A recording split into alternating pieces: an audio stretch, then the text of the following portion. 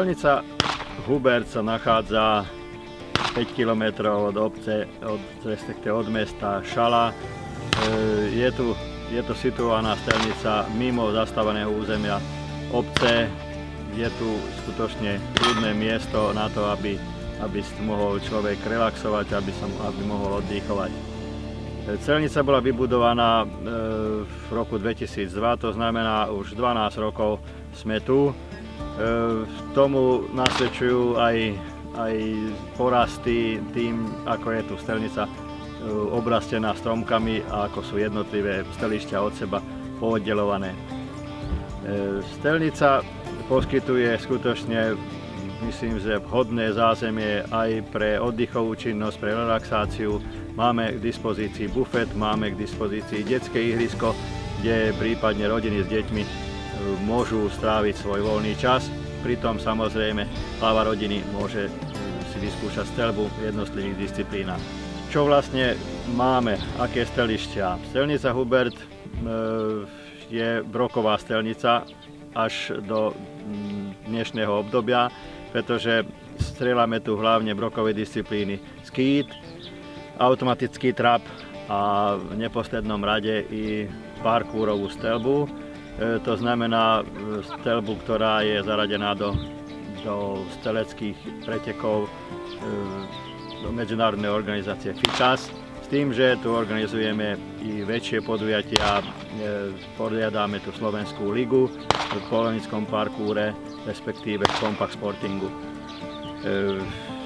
Máme skutočne, myslím si, dobre vybudovanú strelnicu. Strelnica je osadená väčšinou vrhačkami českej výroby značky Falcon, ale máme tu i parkourové vrhačky inej výroby, anglické i talianské, takže celkom vieme postaviť 5 veľmi pekných parkourových dráh, na ktorých skutočne si tu strelci využívajú svoj voľný čas a strávia tu celé dni. Dnes, jak som spomínal, strelnica bola využívaná len pre brokovú streľbu. Začíname však aj s guľovou streľbou. Vybudovali sme, respektíve budujeme ešte stále guľovú strelnicu 100-metrovú, aby sme mohli strieľať i z dlhých, i z krátkych guľových zbraní. To znamená jednak pre polovnícku streľbu, na kontrolu zbraní, na nastrelenie zbraní a takisto i na súťaže, ktoré sa poriadajú v guľových disciplínach veľkými guľovými zbraňami, polovníckymi rážami.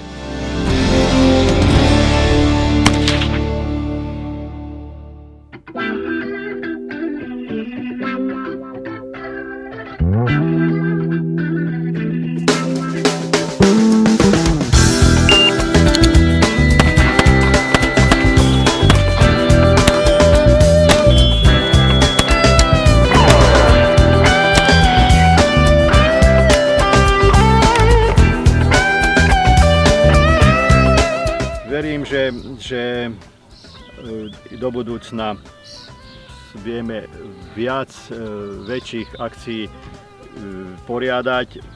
I dnes poriadame množstvo akcií pre podniky, pre súkromné spoločnosti i pre kluby, ktoré prichádzajú k nám s väčším či menším počtom svojich členov. Máme prítomný takisto i strelecký klub rokový, ktorý je tu v mieste, prakticky pôsobí na našej stelnici v priebehu 8 až 10 týždňov v priebehu roku, s tým, že vykonávajú streľby členovia a ich hostia. Podobné podujatia organizujeme v rámci okresu Šalát, to znamená, robíme okresné súťaže pre poľovnícke streľby, to znamená pre oblúkovú streľbu, pre tráp. A poriadáme už 12. krát okresný poľovnícky deň, kde sa stretnú vlastne poľovníci celého obvodu šalského a vlastne tu vládne veľmi dobrá nálada. Okrem týchto teda streleckých disciplín sa vykonáva iná činnosť, takže popri tom skutočne je tu pohoda, relax a ľudia sa cítia veľmi dobre.